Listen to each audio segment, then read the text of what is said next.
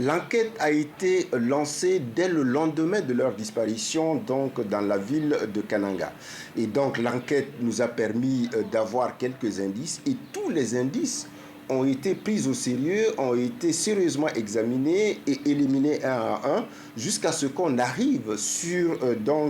cet indice qui nous avait été signalé autour ou à côté du pont de Moyo dans le territoire de Dibaya et c'est là que nous avons retrouvé leur reste.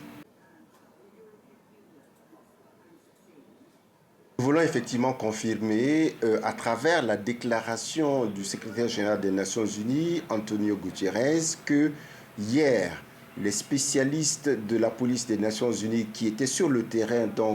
en dehors de la ville de Kananga, dans le territoire de Dibaya, ont effectivement retrouvé et reconnu formellement les corps des 2 experts des Nations Unies, membres du groupe. Donc, ce sont les Nations Unies à travers la MONUSCO qui vont rapatrier les corps de Kananga jusqu'à ici à Kinshasa, la capitale congolaise. Et ensuite, dans les discussions que nous aurons donc avec les représentations diplomatiques, nous verrons comment et où ils voudront que nous le transportions.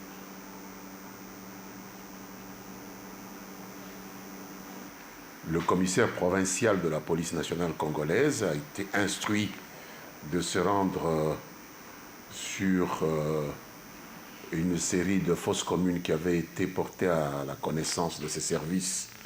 par des villageois, avec une équipe de la MONUSCO, des magistrats militaires et des éléments de la police scientifique. Ils ont procédé à l'exhumation de 2 fausses communes, et c'est dans la 2e fosse commune, selon le commissaire général de la police nationale, qu'ils ont pu trouver les 3 corps des infortunés, c'est-à-dire les 2 chercheurs,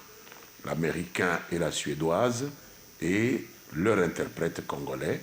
et qu'ils ont ramené les 3 corps à Kananga, dans un état très difficile à supporter parce que la dame n'avait plus sa tête. Les 2 hommes avaient le corps entier, n'avaient pas été mutilés, et la police scientifique a fait son travail d'identification, et les 2 corps des chercheurs onusiens ont été remis à la MONUSCO, et le corps du Congolais